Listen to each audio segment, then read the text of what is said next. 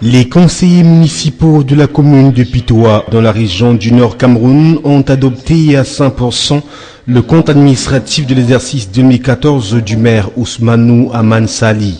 C'était en présence du représentant du préfet du département de la Benue, Abdourahmane. Sur un budget prévisionnel de 779 369 466 francs CFA, compris le budget additionnel, la commune a réussi un recouvrement de 549 218 647 francs CFA, soit un taux de recouvrement de l'ordre de 70,47%. Les dépenses de ce budget s'élèvent à 474 296 745 francs CFA, soit un taux de réalisation de 61,32%. Les recettes propres de la commune ont connu une légère hausse, passant de 61 692 265 francs CFA en 2013 à 119 730 546 francs CFA en 2014. Plusieurs projets ont été réalisés, notamment la construction des salles de classe équipées de tables bancs, des bureaux de maître, de 10 boutiques au marché de Pitoa, d'une salle d'hospitalisation équipée de 10 lits complets au centre de santé intégré de Dola, l'achat d'un véhicule pick-up double cabine, l'entretien de la route, la réalisation de 6 forages équipés de pompes à motricité humaine à Pitoa. Le maire Ousmanou Aman Sali se dit satisfait des résultats obtenus en dépit des difficultés rencontrées ici et là. Malgré toutes les difficultés que la commune a pour qu'on me laisse investir au secours, on s'est dit que l'histoire nous donnera raison pour aller de l'avant et pour continuer à faire vraiment à travailler dans Pitoa Centre. Parce que tout le problème réside dans Pitoa Centre. Vous savez que Pitoa Centre se repose sur 2 TF, domaine privé de l'État. Et c'est là où il y a tous les problèmes du monde. L'exécutif municipal aux couleurs de l'UNDP tient à poursuivre sur la même dynamique. Et avec l'aide de Dieu, on s'est dit qu'on arrivera parce qu'on a l'envie de faire. Avec plus de 100 000 âmes, la commune de Pitoa est bâtie sur une superficie de 812 km². Son marché à vocation internationale compte parmi les grands atouts de cette bourgade située à une quinzaine de kilomètres de Garoua, la capitale régionale. Grâce à l'entregent de l'actuel exécutif, la ville a bénéficié en 2013 d'un prêt du FECOM de l'ordre de 362 millions de francs CFA pour la construction de 150 boutiques. Et à l'heure actuelle, le marché de Pitoa est en plein chantier. Le réseau routier de la région de l'extrême nord est dans un état de détérioration très avancé. Sur les 582 km de routes bitumées, seulement 46% sont dans un état acceptable. La raison de cette dégradation est que la seule station de pesage qui existe ne parvient plus à peser normalement les camions. Plus d'une trentaine de camions passent chaque jour à la bascule et ne respectent pas la charge réglementaire. Par exemple, sur les 9861 camions pesés depuis le mois de janvier à mars de l'année en cours, 468 sont en surcharge pour une amende de 5 119 000 francs CFA. Les camionneurs véreux choisissent eux d'emprunter les voies de contournement. Une situation qui préoccupe au plus haut niveau les autorités régionales. Réunis pour le compte du 4e trimestre 2014 et du 1er trimestre 2015, les membres du comité ad hoc chargé de la surveillance de la station de pesage de Yonkole décrit le phénomène. Les recommandations vont dans le sens de la sensibilisation, tout azimut, la formation et l'information.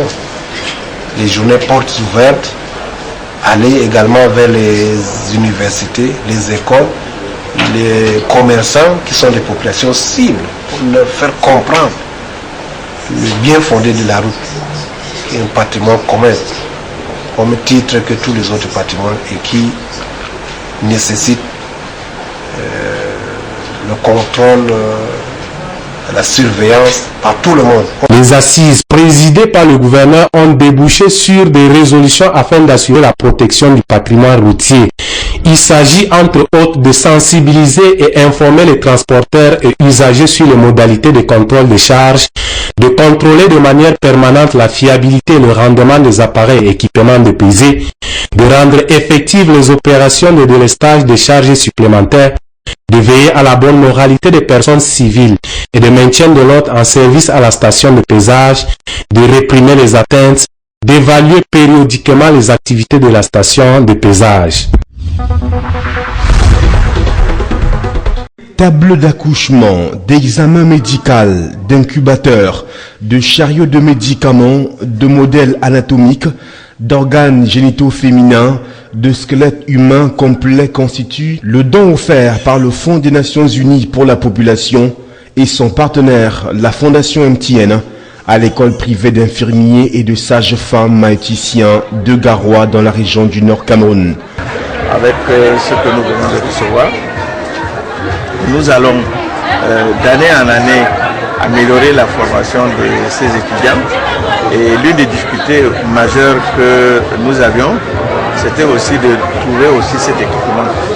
Parce que nous avons bénéficié évidemment du parrainage des VNFPA pour avoir ce matériel de qualité.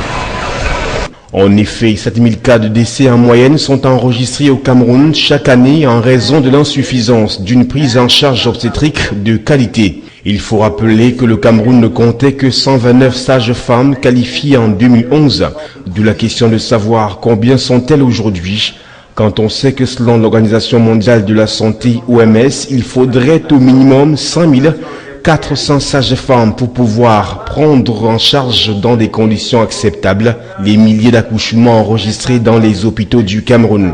Les soutiens de la Fondation MTN et l'UNFPA s'inscrivent dans le cadre du partenariat conclu en 2013 entre les deux organismes pour contribuer à la réduction de la mortalité maternelle au Cameroun en créant les conditions permettant d'améliorer la santé de reproduction.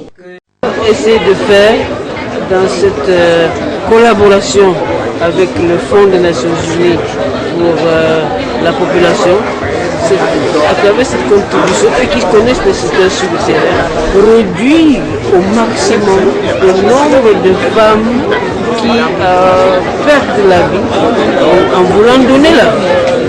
Le secrétaire général des services du gouverneur de la région du Nord a également tenu à remercier les donateurs.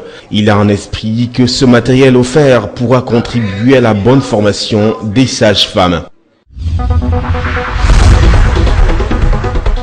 Utiliser des solutions à faible émission de carbone pour l'approvisionnement en énergie de manière efficiente, la Fondation camerounaise Terre Vivante vient de doter le centre médical arrondissement d'Oyac d'une installation solaire pour pallier aux coupures intempestives d'électricité. La Fondation camerounaise Terre Vivante, qui œuvre dans le programme d'appui à l'éducation environnementale depuis 2008, veut à travers son projet Love Carbon Energy installer des systèmes solaires au sein des institutions publiques, d'où cette expérience dans ce centre de santé depuis le mois de décembre 2014. Cette installation partielle hybride avec le solaire comme source primaire alimente 3 prises en appoint et 8 lampes pour une puissance de 750 VC.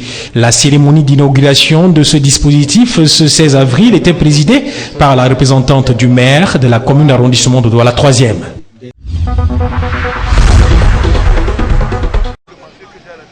Les clubs de la D2 et de la D3 du littoral veulent contourner la trêve à eux imposée par la Fédération camerounaise de football, elle qui a suspendu les activités de la Ligue régionale de football du littoral depuis plusieurs mois, pour permettre à leurs joueurs de rester en jambes avant la relance de ces activités.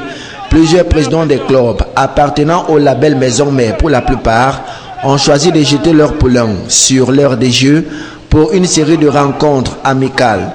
L'objectif ici est de réveiller les automatismes, de déceler les lacunes et les corriger, mais aussi de détecter de nouveaux joueurs qui pourront rallier les rangs de telle ou telle autre formation.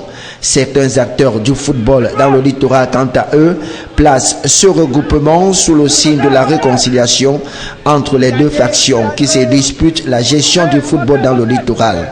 D'une part, la maison mère et de l'autre, la mutuelle. Les clivages se sont dessinés depuis les 28 clubs de la région du littoral de 2-2. À la limite, on sait de quel côté ça penche, mais aujourd'hui, on ne veut plus parler de ce problème de camp. On veut un littoral uni, on veut un littoral qui regarde seulement le football. Le problème d'élection, ça a déjà perdu trop de temps comme ça. Il faut que les enfants jouent.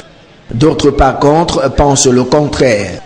Des dirigeants se sont mis ensemble pour faire jouer les jeunes, pour organiser ces matchs amicaux, pour leur permettre de jouer malgré la situation fédérale. Donc voilà, je crois que ça ne devrait pas faire l'objet de polémique. parce que même en match de compétition, vous ne jouez pas contre toujours vos super amis. Il y a des clubs avec lesquels, d'ailleurs, généralement quand il y a des problèmes, c'est des problèmes de dirigeants, c'est jamais des problèmes de joueurs. Et donc on n'a pas besoin de sentiments personnels. Les présidents des clubs, eux, restent bouche bée au sujet de toutes les guerres de positionnement qui continuent d'entretenir la polémique et pensent que le moment est plutôt bien choisi pour leur permettre de rôder leur effectif.